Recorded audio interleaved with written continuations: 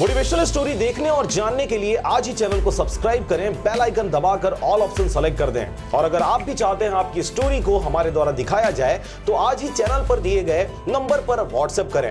जरूरी नहीं कि हम सबको पसंद आए, बस जिंदगी ऐसे जियो कि रब को पसंद आए। जिंदगी से यही सीखा है, मेहनत करो, रुकना नहीं, हालात कैसे भी हो किसी के सामने झुकना नहीं। दुनिया की हर चीज ठोकर लगने से टूट जाती है, एक कामयाबी ही है जो ठोकर लगने से मिलती है। इज्जत, मोहब्बत, तारीफ और दुआ मांगी नहीं जाती बल्कि कमाई जाती है। मुस्कुराने की आदत डालो क्योंकि रुलाने वालों की कमी नहीं है। मत भागो किसी के पीछे, जो जाता है उसे जाने दो, आएगा वही वापस लौटकर। खुद को जरा कामयाब तो होने दो।